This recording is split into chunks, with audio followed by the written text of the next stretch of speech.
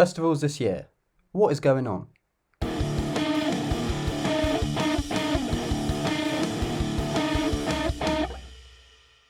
Hello, we're the Ragamuffins, and we're here for a little sort of news video. I'm Alex.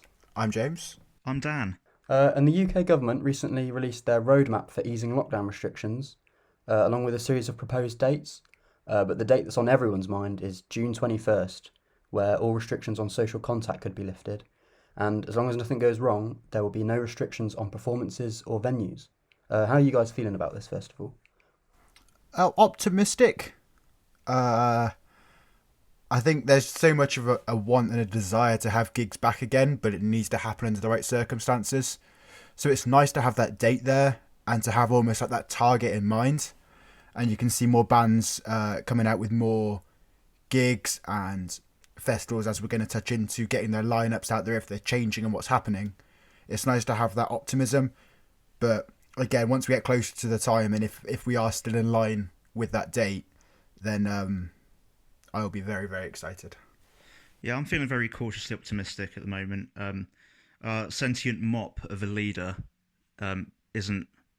That's Boris Johnson, by the way. Hasn't been really very trustworthy with the way he's handled the pandemic recently.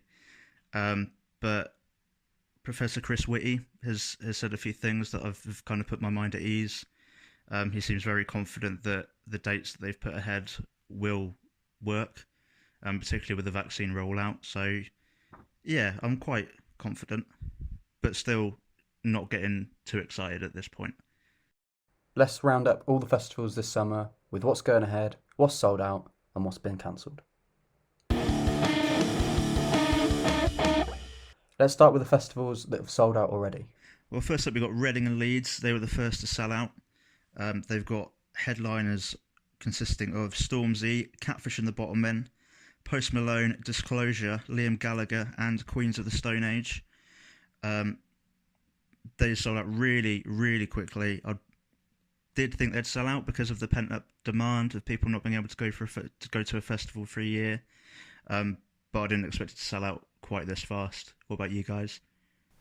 No, I was very surprised, and I think, again, it caters towards a certain age group, and it's not necessarily a festival for me, but it was just still weird to see something so mainstream like that really kind of sell out that quick. Because is it Reading is completely sold out and Leeds have got some slightly ticking over, is it? I think so. Reading is completely sold out of everything. I think Leeds has a couple of day tickets left. Yeah, Friday and Sunday day tickets still available. On the same weekend as Reading and Leeds, in the August bank holiday, we have Creamfields. That has also sold out. They have a stat lineup this year with Deadmau5, Bicep, and Martin Garrix, to name just a few. And a third one that has sold out is Boardmasters, and the impressive thing there is they don't even have a lineup out yet. Yeah, that's mad. I mean, it goes to show how much of a demand there is. Yeah, and it's impressive that you can have a festival, not even put out your lineup. I don't know what the capacity would usually be for it, but to have a sellout, that's their dream, I think, of everyone that's putting on a festival this year, because there is going to be so much worry about if people are going to turn up and actually be there.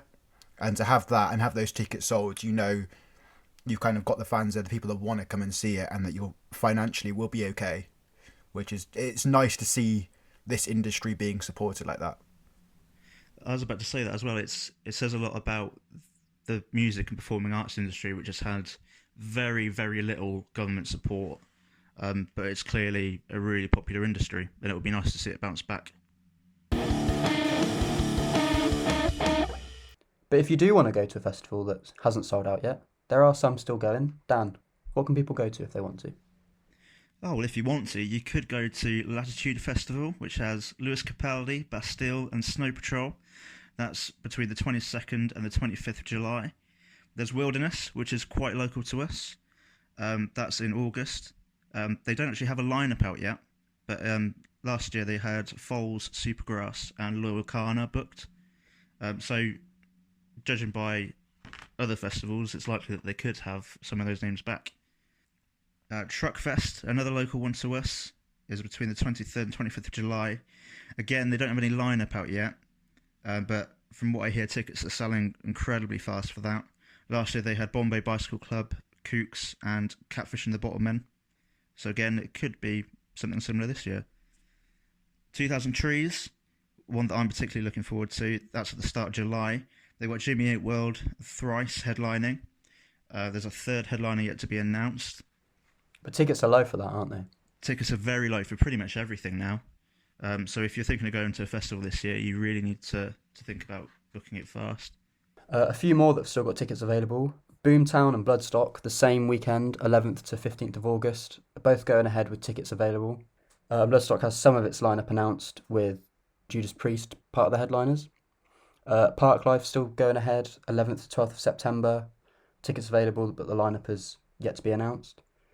And lastly, one that we're all going to, Slam Dunk, has moved dates from May to the 4th and 5th of September, respectively, for North and South. In a statement, they said that a vast majority of the lineup will be staying, and an announcement is coming soon. There are sadly a few that have been cancelled. Glastonbury, which we mentioned on the latest episode of our podcast, and sadly Download as well, cancelled until next year, which is a shame because the three of us had tickets, didn't we, boys? I know, there was a bit of hope, and we've been talking amongst ourselves about if it would be pushed back, the potential, because obviously with it being the race course, if they'd be able to book it. And yeah, I guess we've had the announcement now. You can see how the bill has changed slightly. We went from Kiss, System of a Down and Biffy to Kiss, Iron Maiden and Biffy. So there is that switch around for anyone that did have tickets. Obviously, we'll see what else of the bill comes out, but no Download this year then. It's disappointing, but I'm very glad that I still get to see Biffy Clyro next year. And I get to see Kiss. Happy days. Alright, so there's the full breakdown of the festivals this year. Let us know in the comments what you're most excited for, which bands you want to see come to these festivals. And when you hit subscribe so you don't miss out on our monthly podcast, our reviews, and little other videos we might have for you.